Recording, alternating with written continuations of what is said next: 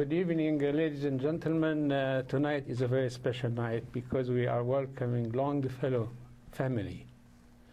And before I introduce you, Chris, I have to say a very personal note.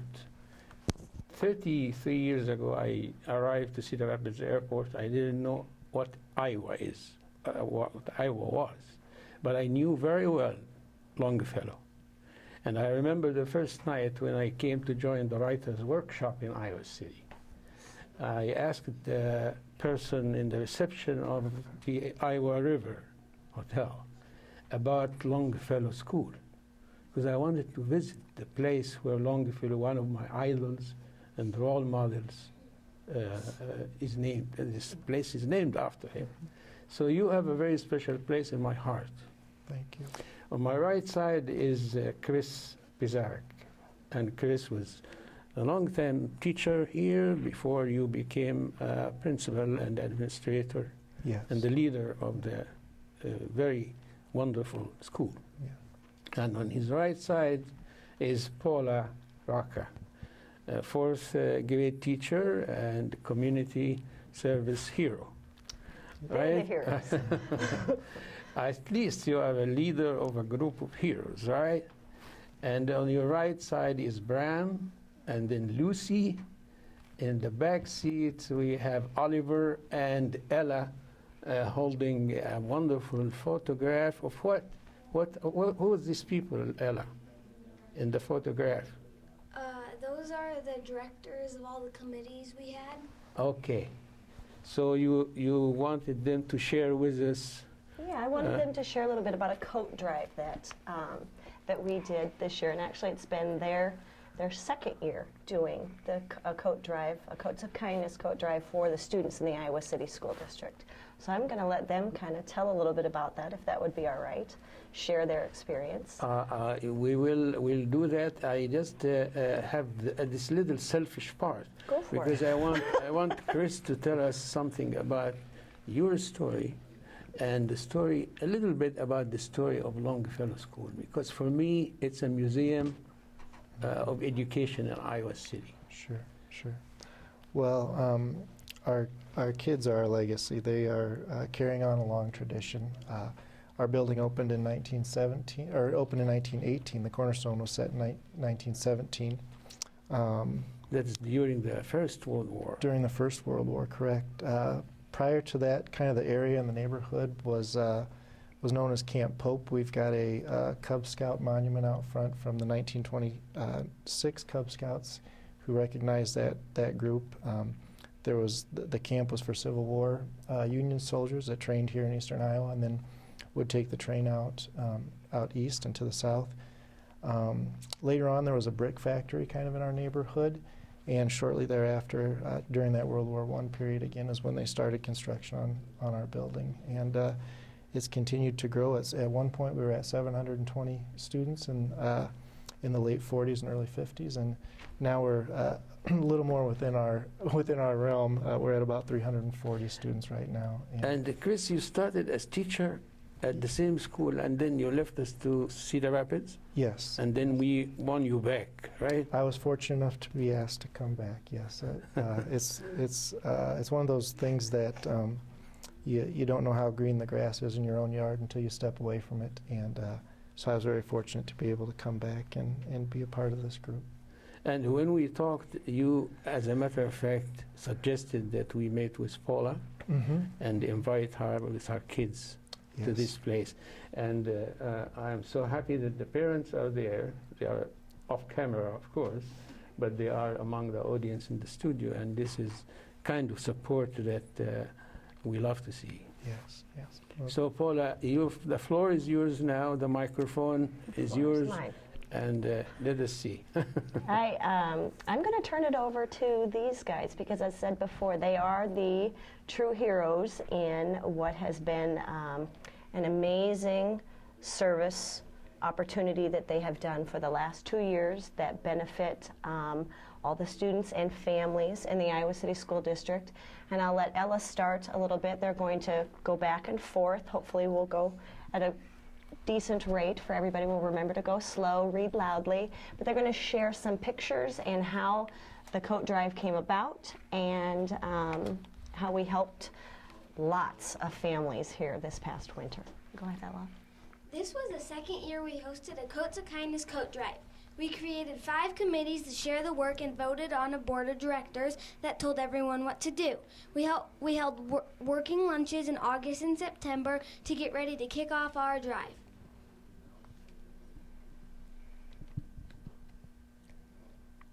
The Publicity Committee created flyers, posters, newsletters, articles, and banners to advertise the program at school. We had a contest to pick the best posters, and they were hung all over the school. Lucy? We tracked out progress with a coat-inspired thermometer. We collected 540 total items last year. We set our first goal at 750 items. Then we set a second one for 1,000. Students painted blue donation boxes and took them into the community to places such as the University of Iowa, City High, Southeast Junior High, New Pioneer Co-op, Great Western Bake, Cookies and More, and Yotopia. Students were responsible for asking businesses if the boxes could be placed there, and were also responsible to pick up the items each week. Great. A team of students created a PowerPoint presentation on the smartboard that was given to each class at Longfellow to get everyone in the school involved in the drive. Students first looked in their own closets for old coats. Then we wrote a script that they could use to walk around their neighborhood and ask their neighbors if they had any old coats they could donate. If we got a donation, we sent a thank you to each person. Our first donation came on a 95-degree day. Every single day, donations came into our room. People heard about us in the newspaper and on TV. They started bringing us their items too. Some days, our room was a complete disaster. We challenged all the students at Longfellow to get involved by having a popcorn party for the class that brought in the most donations. We had a chart on the door that kept track. It got pretty competitive, and we almost had to have a recount, as Mr. Luria's class collected 183 and Miss Cotman's class collected 182 items. Each coat had a tag on it that said Longfellow Elementary Coats of Kindness, so that the new owners knew where the coat came from. We wrote a letter to the new owner, hoping to warm their hearts and challenge them to pay it forward in any way that they could in the future. We wrote over 800 letters and stuffed them into the pockets of the coats and snowpants. We held 2 fundraisers this year to buy new winter items for students. We held a hot chocolate stand before school every Tuesday during the month of October. Each cup cost $0.25. We sold over 1,500 cups. We also had a Chores of Kindness campaign, where students offered to do extra chores around the house for $0.25. Students taped the quarter to the front of the coat like buttons and returned the sheet to school when it was full. A completed sheet could purchase a new hat or a pair of mittens. 5 sheets bought a pair of snow pants. 10 sheets could purchase a new coat. We raised over $500. That meant each student in our class could buy a brand new coat for an Iowa City student. We sorted all the items into piles and packed them into boxes. In the end, we collected almost 1,400 winter items, almost 700 coats. That filled up 45 boxes. They stacked from the floor all the way up to the ceiling. The physical plant helped us by sending a truck over. We loaded all the boxes and took them to the old Roosevelt Elementary building. We held a public distribution of the items for all the families in the Iowa City School District. They could come in and get as many of the items as they needed for free. We helped the families find sizes and loaded items into their car. In less than 8 hours, all of our items were gone. We can't wait to do this again next year. We hope to be able to get all the elementary schools involved and have 3 different distribution spots where people can get winter items so they won't be cold. Nice job, guys. That's a wonderful report. Yeah. I couldn't imagine anything better than that. Good, good. They worked very hard. And like I said, this is the second year that they did this coat drive. They did it last year. I kind of was the lead, and this year they set up 5 committees and voted in a board of directors, and then I was hands off. I kind of just made sure everybody was still going the way they needed to be and doing what they needed to do, but they ran the show from beginning to the end. So it was pretty amazing to watch them. And talk to me a little bit about the leadership. I mean, how did they? They chose committees based on their interests, a little bit maybe based upon what they had gotten involved in last year. They had publicity committees that did things in the school, outside of the school. They had people that were interested in fundraising. The PowerPoint group, they felt confident to stand up in front of all their peers. Yeah, and they did the whole presentation. I am not good with the PowerPoint, so they did it from beginning to end. They made sure it was in the newsletters. They went to the neighborhoods. They knocked on the doors. So you learned something from them. Oh, too. I learned every moment. I was learning. Yeah, definitely. When we say that, you know, the teachers learn a lot from their kids, people don't believe us. They say, oh, but you just say that, but it's true. Oh yeah. Yeah, Yeah, I mean, we are all lifelong learners, aren't we? Exactly. Yeah. That's. I'm so interested in knowing what each one of you, including you, Chris and Paula, looking forward to. What are you? What's your plan for the future? Where are you going from here? Where am I going with my children, my students, and the coat drive? I've taught for 7 years, and we've always done some sort of service project. This Coats of Kindness organization, my direct connection with the Coats of Kindness organization is it was started by a family that I know, by their 9 and 7-year-old son and daughter. The father had cancer, and it was a pay-it-forward type of thing that they were going to give back to their community. And you know, I heard what they were doing, and I brought it to the kids just as to tell them what children similar in age were doing, and they bit. And they immediately thought, well, what about, do we have kids at Longfellow that don't have coats? And yes, in fact, so they came do. up with the idea. Oh, yes. Even. Oh yes, definitely. That's amazing. And so that last year, again, I was just kind of in that advisory role, and this year, they ran with it. These were all of their ideas. The goals were, I mean, when they said 750, I went, oh. First they started with 1,000, right? And I said, no, who does that? I do that. And they blew the 750 goal right out of the water within the first few weeks. And so then we had to set the second goal. And then there was a third goal that was being set because they just knew the need was great. And they're just little workers. Brian, tell me about your, what would you like to do when you grow up? When I grow up, I would like to do something a lot like this to help the community. Like maybe get more food or do something a lot like the Coats of Kindness thing. So you want to expand the humanitarian aspect of this project. I can say it better than that. That's wonderful. Lucy, what are you dreaming of in the future? Like to do a job or just like... Job, role, education?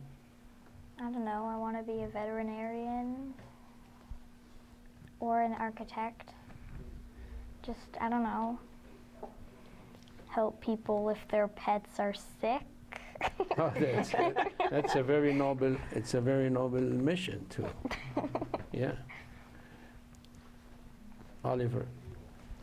I really like the idea of being a musician when I grow up. Okay. My parents are musicians, and I really like what they do. So that's what I want to do, and I like to I would want to provide music for the community. Oh, excellent. Ella.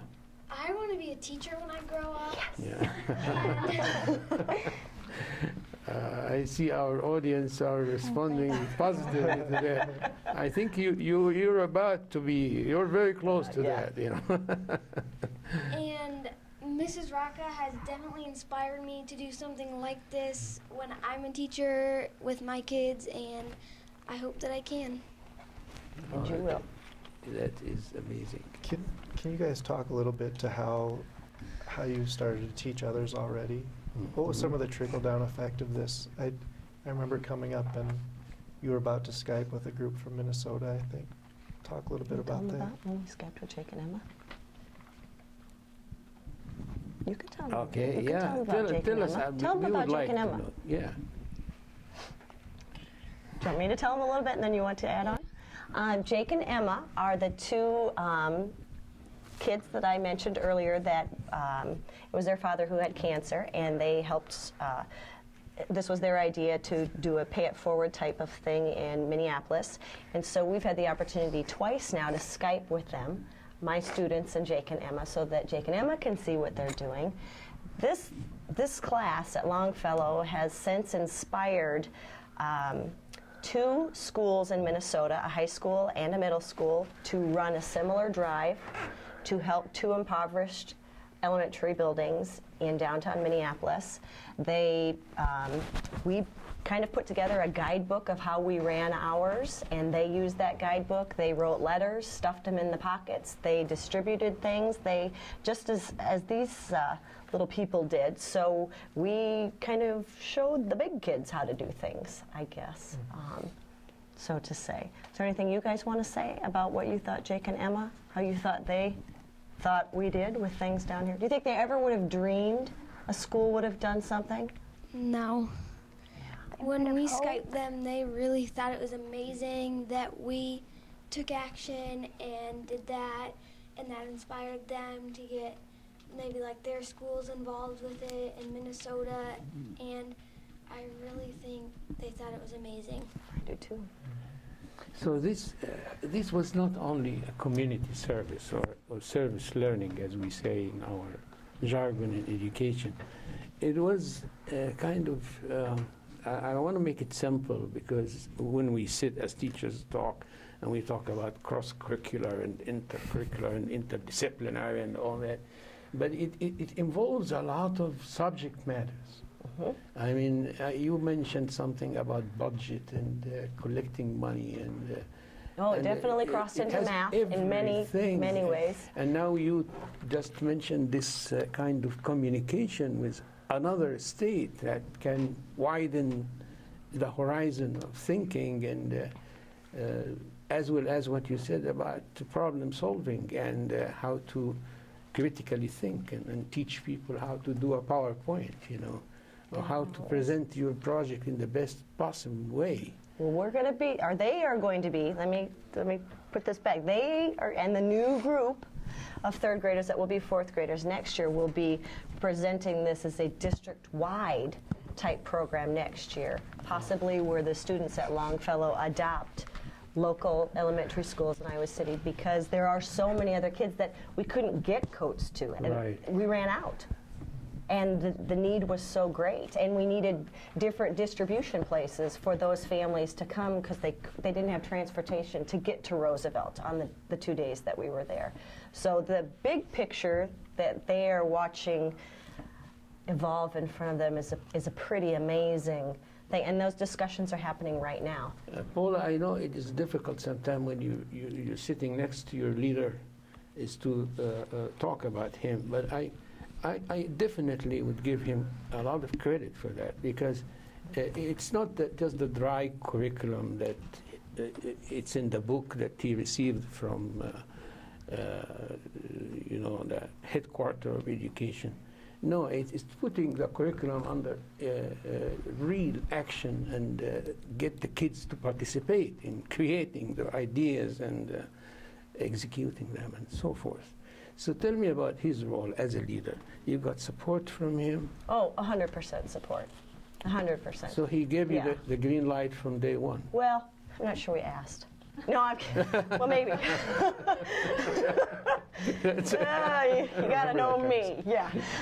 No, Chris has been an amazing leader for all of us here and a tremendous role model for my students, my 25 students, and my 3 children also attend Longfellow right now at the same time. I feel very honored to work underneath Chris, and as I said before, as lifelong learners, I learn things every day from the kids, and I also learn it from Chris. And he is the rock of our building, and when we need help, he is our go-to. He is our go-to guy. And so as this evolves, he knows this is a Longfellow family vision, and he sees the benefit that it is going to provide to the entire community. Great. When I read about the data about your school, how can you describe the diversity in your school? I'm interested in this part in Do you particular. want to touch on that, or? Yeah, I think, if we look purely at numbers, and people throw around free and reduced type numbers, and minority, ethnicity wise, things of that nature. I think if we looked at our free and reduced, we're probably around 14% right now, and minority populations at about 20-25%, somewhere in that ballpark. But I think the main thing is that regardless of who you are, or where you come from, or what your background is, you're one of our kids, and that's the most important thing, is that we treat each other like we're a family, and we treat each other like we treat these kids like they're our own kids. And I think when we talk with our parents, and we talk as a staff, and we talk with our children, I think everybody right now is focused on safety and academics and integrity, and making sure that we're doing the right thing, and holding each other accountable for those things. But I think that when we get down to it, I think one thing we talk a lot about at Longfellow is making sure that we've prepared people for life, and that we've prepared citizens that are ready to go out and help not just their immediate community, but the global community. And we want to make sure that we've got kids prepared for that. And you're doing very well on tests. I saw that. I mean, no doubt about that. And that's a credit to our families and our teachers and our kids. I can't take any of that. That's this group. So what's your vision for the future? We have about, let's say, 2 minutes, something like that. Yeah. So give me an idea. What's in your dream about the future? I think we continue to build on our tradition and what we have at Longfellow.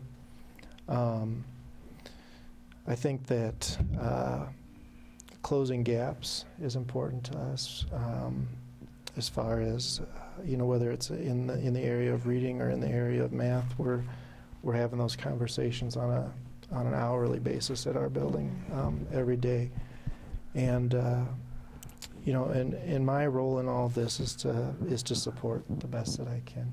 I'm here to help kids learn, and to help teachers be able to do that, and to allow parents to be able to do that, and figure out ways to create those bridges to make that happen. So moving forward, I think we need to continue to get better at what we do. We need to be thinking about 21st century type skills. How do we start to get more technology? How do we get more PowerPoints and smart boards and iPads and different things like that into the hands of the kids? Because that's changing so fast, and we want to keep our kids ahead of that curve, and not on that pace or slightly behind it. We want them in front of that. So making sure that as adults we're using those things, and we know how to assist the kids. Right now, I think a lot of times our 4th graders are helping us learn how to use those things. Yeah, we're all learning from them. Well, you guys, I think parents, why don't you applaud for them? Because this is really wonderful performance by those guys, And you proved that the reading, you don't have a problem with reading at all. Those people are so eloquent and wonderful readers. Yes. Of course, this program will be aired on Public Access TV, which is our host here, because these people opened the studio for us. And they air this program on Saturday, always at about 2:30 in the afternoon, and on Monday at 7 o'clock. Public Access TV, the channel 18 on the cable. And then you go to channel 21, Education, you'll probably see this a lot of times.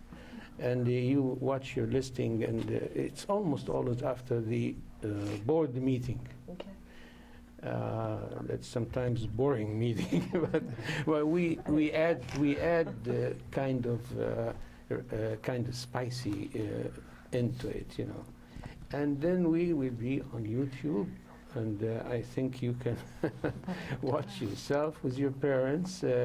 Starting tomorrow night, Emily Ashenfelter send it to YouTube immediately, so she's our director today.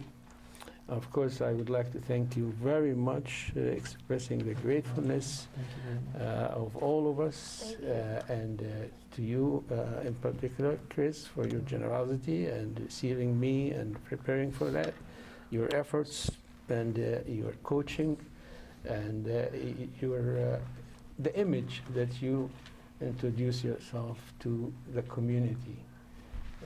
Thank you very much for this wonderful, delightful evening. Thank you. And we would like to see you again and again. Eventually, I would like to thank Mr. John Karhoff, the godfather of our program, the real father of our program, Emily Ashenfelter and Alex, and our new floor director, cameraman here. And we are pleased, very pleased with the effort that you're doing to help this community and the needy in our society. Thank you. Thank you. Ladies and gentlemen, have a very good evening. Thank you.